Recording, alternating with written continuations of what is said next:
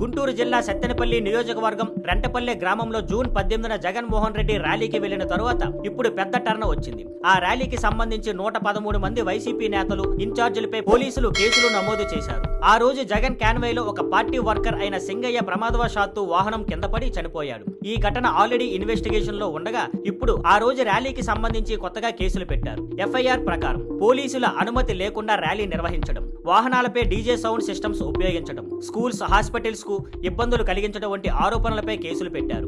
ఈ కేసుల్లో మాజీ మంత్రి విడుదల రజనీ, అంబటి రాంబాబు, మాజీ ఎమ్మెల్యేలు నంబూరు శంకర్రావు, బొల్లా బ్రహ్మానాయుడు, కాసు మహేశ్వర్ రెడ్డి, దేవినేని అవినాష్ లాంటి ప్రముఖుల పేర్లు ఉన్నాయి. ఈ అచానంగా వచ్చిన పరిణామం పార్టీని షాక్ కి గురిచేసింది. జగన్ స్వయంగా ఈ విషయంపై క్లారిటీ కోరినట్లు సమాచారం. తాడేపల్లి నుంచి వైసీపీ నేతలు దీన్ని తీవ్రంగా ఖండిస్తూ ఇది పాలకపక్షం రాజకీయంగా చేస్తున్న పని అని విమర్శించారు. ఈ కేసులను కోర్టులో ఛాలెంజ్ చేస్తామని, ఇది విపక్షాన్ని భయపెట్టడానికి చేసే ప్రయత్నమని వైసీపీ ప్రకటించింది. Thank you for watching. Please like, share and subscribe.